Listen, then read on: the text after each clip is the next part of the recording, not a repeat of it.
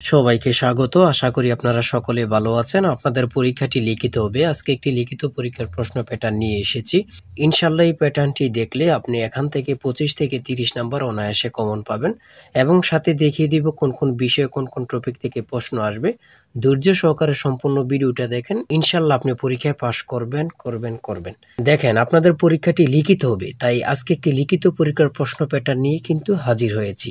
এখানে রয়েছে সর্বপ্রথম সন্ধি বিচ্ছেদ করুন। দেখেন, লিখিত পরীক্ষাটা কি এটা আপনাকে আগে বুঝতে হবে। লিখিত পরীক্ষা হচ্ছে সন্ধি বিচ্ছেদ থাকবে, বিপরীত শব্দ থাকবে, এক কথা প্রকাশ থাকবে, তারপরে বাগধারা থাকবে, ট্রান্সলেট থাকবে, ফিল ইন দ্য গ্যাপস থাকবে, প্রিপোজিশন থাকবে, আর্টিকেল থাকবে। শর্ট করে 5 নম্বরের জন্য একটি প্যারাগ্রাফ থাকবে, কিছু অঙ্ক থাকবে, সর্বশেষ সাধারণ জ্ঞান থাকবে। লিখিত পরীক্ষা মানে এতটুকুই। আমার কথা বুঝতে পারছেন? দেখেন, সর্বপ্রথম রয়েছে সন্ধি বিচ্ছেদ করুন। এখানে 4টা সন্ধি বিচ্ছেদ থাকবে। আপনি যদি 4টা পারেন, 4টার জন্য 4 নাম্বার দেয়া থাকবে, অর্থাৎ প্রত্যেকটি প্রশ্ন পারলে আপনাকে 1 নাম্বার দেয়া হবে। দেখেন, 2 নম্বরে রয়েছে কি বিপরীত শব্দ লিখুন।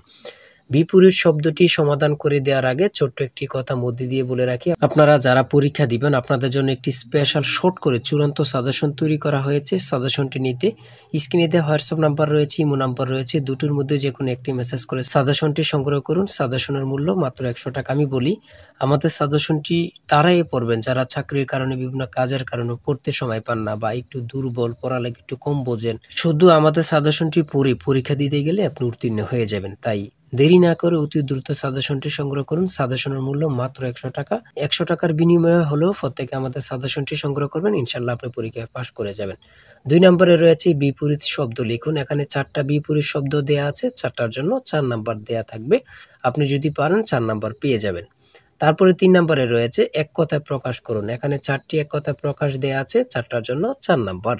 তারপরে 4 নম্বরে রয়েছে অর্থসহ বাগধারা লিখুন। এখানে বাগধারা 4টা বাগধারা দেয়া আছে, প্রত্যেকটা বাগধারা যদি পারেন 1 নাম্বার করে পেয়ে যাবেন। 4টার জন্য 4 নাম্বার আপনি পাবেন। দেখেন, লিখিত পরীক্ষা কিন্তু বেশি আনইজি কিছু না। যদি আপনি পরীক্ষার প্রশ্ন প্যাটার্ন এবং কি সঠিক একটি সাজেশন পান, তাহলে লিখিত পরীক্ষায় পাস করা একদম ইজি বললেই চলে। শুদ্ধ বানান লিখুন। এখানে অশুদ্ধ বানান দেয়া আছে, এদিকে শুদ্ধ সঠিক করে লিখতে হবে। প্রত্যেকটার জন্য 1 নাম্বার করে, 4টা দেয়া আছে, 4 নাম্বার পেয়ে যাবেন। তারপরে 6 নম্বরে দেয়া আছে কারেক্ট দ্য সেন্টেন্স, অর্থাৎ এই বাক্যগুলো সঠিক করে আপনারা লিখতে হবে। ঠিক আছে, 5টা দেয়া থাকবে, 5টার জন্য 5 নাম্বার। তারপরে 7 নম্বরে রয়েছে ফিল ইন দ্য গ্যাপস। এখানে 5টা থাকবে, 5টার জন্য 5 নাম্বার। ঠিক আছে। তারপরে 8 নম্বরে রয়েছে কারেক্ট স্লিপিং। এখানে 5টি আনকারেক্ট স্লিপিং থাকবে, এইগুলা কারেক্ট করতে হবে, 5টার জন্য 5 নাম্বার করে। দেখেন, 9 নম্বরে রয়েছে right 5 sentence on the for the bridge. এখানে অন্য প্যারাগ্রাফও থাকতে পারে, শর্ট করে একটি প্যারাগ্রাফ লিখতে বলবে। আপনি যদি প্যারাগ্রাফটা লিখতে পারেন আপনি 5 নাম্বার পেয়ে যাবেন। ঠিক আছে, একটি প্যারাগ্রাফ শর্ট করে লিখলেই কিন্তু 5 নাম্বার পেয়ে যাবেন, অর্থাৎ 5 সেন্টেন্স নিয়ে। তারপরে 10 নম্বরে রয়েছে অঙ্কের ক্ষেত্রে আসি। দেখেন, এক ব্যক্তি তার আয়ের 5% আয়কর দেন। তিনি 600 টাকা আয়কর দিলে তার মোট আয় কত? তার মোট আয় কত? খুবই গুরুত্বপূর্ণ একটি প্রশ্ন। এই প্রশ্নটি কিন্তু একদম ইজি, অঙ্কটি একদম ইজি। দেখেন, সমাধানটি দেয়া আছে, আপনারা যদি পারেন 5 নাম্বার পেয়ে যাবেন। তারপরে 11 নম্বরে রয়েছে একটি ত্রিভুজের 3টি বাহুর দৈর্ঘ্য 13, 14 ও 15 মিটার। ত্রিভুজটির ক্ষেত্রফল কত? দেখেন, এই অঙ্কটি কিন্তু যেন মনে হচ্ছে কি এলোমেলো না, একদম ইজি। আপনারা স্টেপ বাই স্টেপ বসাবেন, অ্যান্সার হাতের মুঠোয়। ঠিক আছে, সমাধান দেয়া আছে, আপনারা অঙ্কটি দেখে নেন, পারলে 5 নাম্বার পেয়ে যাবেন। তারপরে 12 নম্বরে রয়েছে একটি আয়তাকার বাড়ির পরিসীমা 44 গজ এবং গড়ের দৈর্ঘ্য 36 ফুট, গড়ের প্রস্থ কত? এই অঙ্কটি সমাধান দেয়া আছে, পারলে 5 নাম্বার পেয়ে যাবেন। দেখেন, একটি উৎপাদক থাকবে, আপনি যদি পারেন 5 নাম্বার পেয়ে যাবেন। x³ - 8 এর উৎপাদক কোনটি? একদম ইজি কিন্তু প্রশ্নটি, এতটুকুই কিন্তু।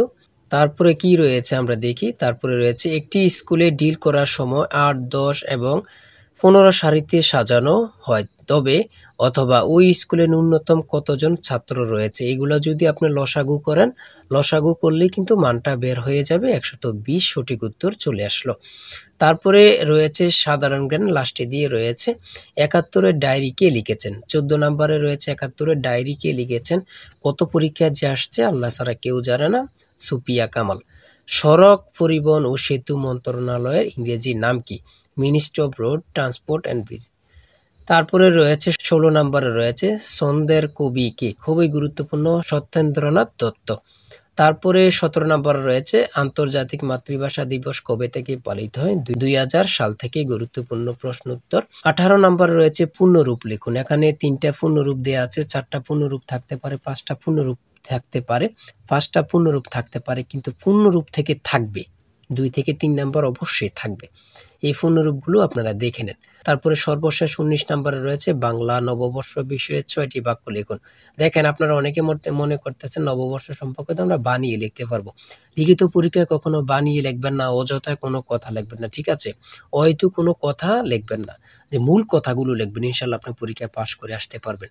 লিখিত পরীক্ষা মানে এতটুকুই, ঠিক আছে? যারা আমাদের সাজেশনটি সংগ্রহ করতে চান, স্ক্রিনে দেওয়া হোয়াটসঅ্যাপ নাম্বার রয়েছে, ইমো নাম্বার রয়েছে, দ্রুত সাজেশনটি সংগ্রহ করে ফেলুন। ইনশাল্লাহ আমাদের সাজেশনটি পড়ে পরীক্ষা দিতে গেলে আপনি পাশ হয়ে যাবেন। আর বিশেষ করে বলে রাখি, আমাদের চ্যানেলটি সাবস্ক্রাইব ও পেজটি ফলো দিয়ে রাখলে পরীক্ষার প্রশ্ন সমাধান, পরীক্ষার রেজাল্ট সকল কিছু সবার আগে পেয়ে যাবেন। তাই সবাই ভালো থাকবেন, সুস্থ থাকবেন। আজকের ভিডিও এই পর্যন্ত। আল্লাহ হাফেজ।